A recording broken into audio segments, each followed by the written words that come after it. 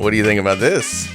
I got the soundtrack to our intros built into our little mixer. Fantastic. So now I can, it feels like a real show. Yeah. Is this our new intro music? Well, it's one of them. Oh, wow. We have multiple. Yeah. Wow. Most people just stick with one. You want to do Well, I want to mix it up a little bit. This Fantastic. feels like the sound, the music feel. Put your hands up in the air like we're praising like God. you don't care. Yeah. Well, there's been a lot of comments on the Chosen episode, which, by the way, thank you guys for making our day. We saw the view count just a week or so ago on our podcast about The Chosen, and I was pretty amazed at all the comments, so thank you for that. Yeah. If you guys didn't get a chance to see it, check it out. We'll have a link at the end of this video that will take you there. But what some of the comments we got regarding the Mormon Church and regarding if you should watch The Chosen, there's been lots of activity, Ryan. Yeah. Well, I mean, this is a hot topic, so I figured this might happen. I didn't think it was going to happen as fast as it did. Yeah. So what do you think about some of the comments? first off, like Doug said, I want to just say I appreciate all the comments. Now, I don't care which direction it went. I really do appreciate it. And thanks for feeling okay to share your thoughts on that. So first, I loved them, but I think there was a theme on a couple things that we wanted to address. And so I think that's kind of why we're doing this little short thing. And I just want everybody to know this is not going to be a podcast that's all about The Chosen. That's not what we're here What? for. I thought we just said earlier we were going to do, because it's so cool. We love it. We do. But That's not what we're about. I No, mean, it isn't. We'll talk about it. We'll do things, but that's not the focus of the show. So we will have one-offs where there might come up again, but I want to get back to the comments. First and foremost, I want to make sure everybody is very clear. We know that the show is crowdfunded. And so that it was never our intentions to kind of leave that out of the original video. We were just talking about the issues that were happening or what people see as the issues, not necessarily telling the whole story of how The Chosen came out. So we are we know that it was a crowdfunding program and still is a crowdfunding program. So the majority of the money is coming that way. However, it has gotten real expensive for them. And so now they're looking at other means to raise money.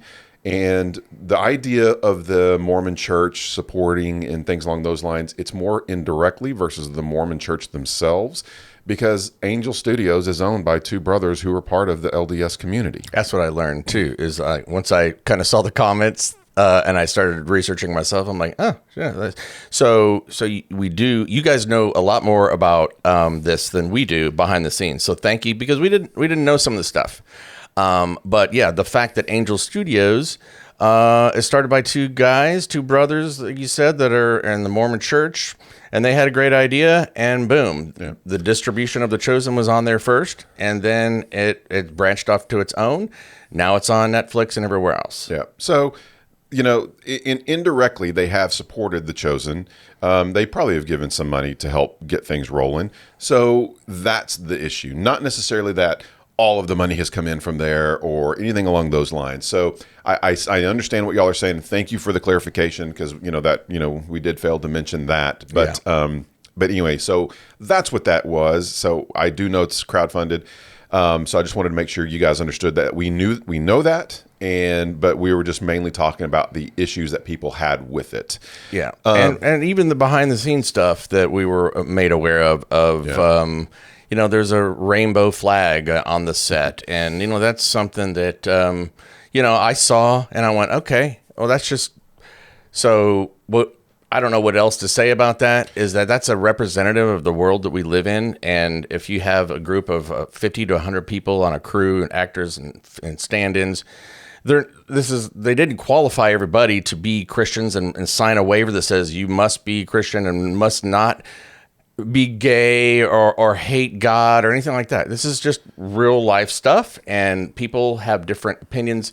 People are from different cultures and different sexual preferences, maybe. And Dallas didn't say, "Hey, sorry, you can't be our gaffer because you got a rainbow flag. I don't know. I don't know what the deal was. Well, and Dallas addressed that issue, and I honestly agree 100% with what he said. Right. I think I saw. Because it is a workplace. And I know that I've been in a workplace environment where I got hammered because I was a Christian or got belittled or whatever the case may be. Yeah. And I didn't appreciate that. Yeah. And if someone doesn't have the same belief, I don't want them to feel that way coming from a Christian to bash them or anything along those lines. And so the fact that he's bringing in even people of different faiths to produce this and do this, maybe that's a tool to talk, that maybe they get to get a glimpse of who God is through this to bring them to that point.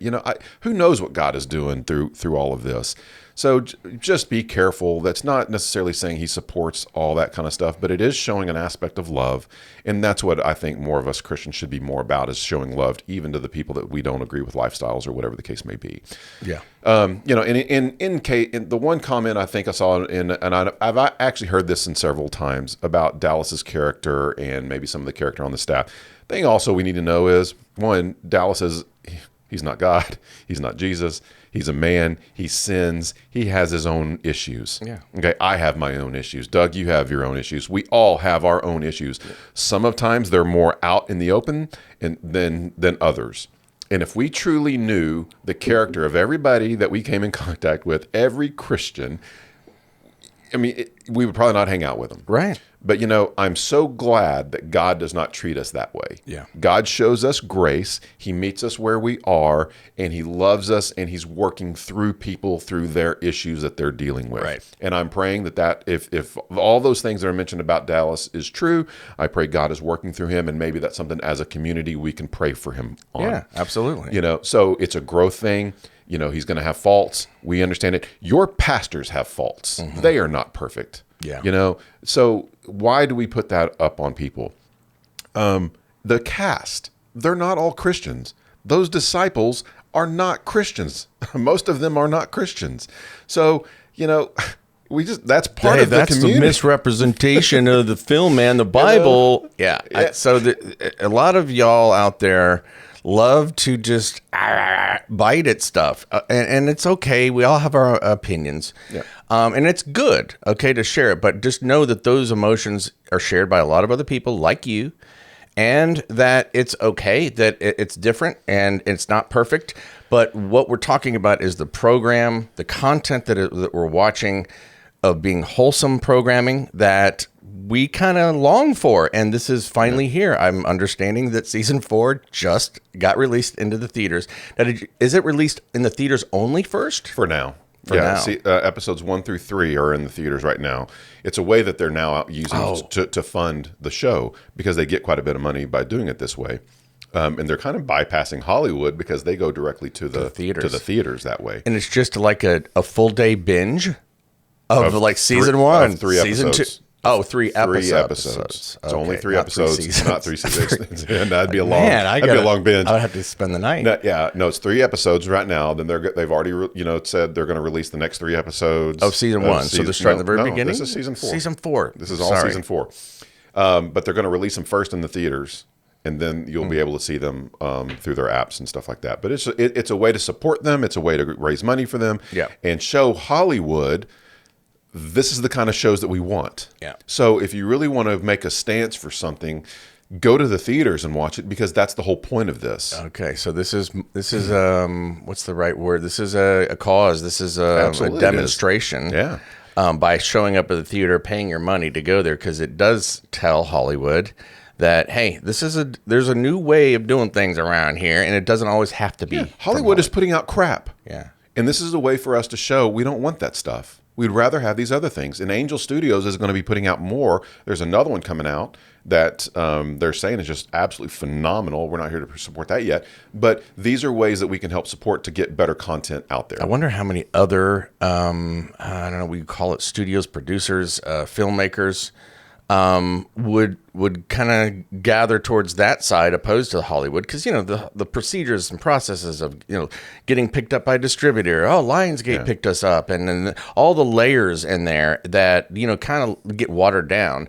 This is a more direct, almost like YouTube was when YouTube came out. I could be discovered on YouTube as if I played a song, Justin Bieber, and so this is another distribution channel that a lot of people have thought that'll never work, but the Chosen have said, look, we're doing it. We're doing it. And we're bypassing all Anybody the other else? people. We don't need the funding from Sony. We don't need the funding from the MGM or all these other things. We're going to the people, and the people are saying what it is that we want. That's in my mind why watching the show is important. Now, again, hey, I'm going to go back to what I originally said earlier at the very first part of our show on The Chosen. If you are led and feel, that you are not supposed to be watching this, great. I want you to listen to God and do what God is telling you. I am not going to demean you because, that's how you feel. I get it. We all have different ideas and views. And different levels in our walk. Because, there's some people that might be like in a serious level of walk that is way further advanced, more critical, and this might be something that stands out to them as not as authentic as what they're at. So I get that. Yeah. So and I just want to make sure we're clear that we don't care if you watch it or not. Honestly, that you need to talk to God on that. That's place. The other thing is, The Chosen is not a replacement for the Bible. Oh, yeah. And I saw some comments that said that. We agree. And we agree, and I want to make sure we understand that this is not where we get our theology from. So anyway. It is easier to digest, I will say. And some people are visual, and that does help them. Like me, I'm visual. And let me tell you, God can use any means he wants to get his message out. For me, it's fueled me. Yeah. For me, it's given me more desire to want to read in the Bible because I can reference kind of visually. I'm a visual guy. I'm Doug by the video guy. So I'm a visual guy, right? So when I see it and I read about it, it brings it home. A lot of my learning about the Bible has been very fragmented. I think I asked one time, well, where do I start? Well, I think maybe you said start at the very beginning. And I have not done that because I read every magazine from the back to the front. I'm finding things in different ways in my brain. My sick brain works. Eventually, it puts it together, and I'm like, okay, I get it now. But I'm still not there yet. But you need the visual to help you out. It helps me. Yeah. It really does. Well, I'm going to put it to everybody in a little different manner too, because if we go back truly to Genesis time frame, they weren't writers at that time. Everything was passed down orally. Yeah.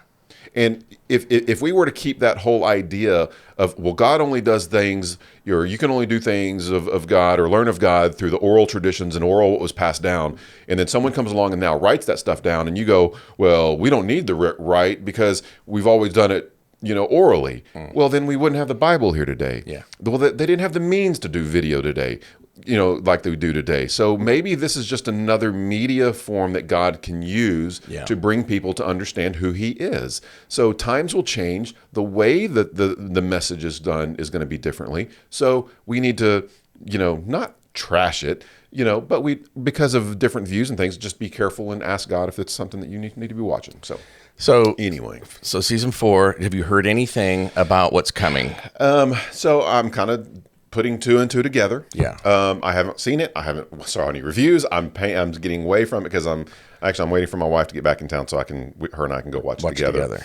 But I'm assuming, I don't know when this is going to happen, but I'm pretty sure that, the beheading of John the Baptist is going to be in there. So it's going to be probably, I'm sure the way they do things is going to be very emotional.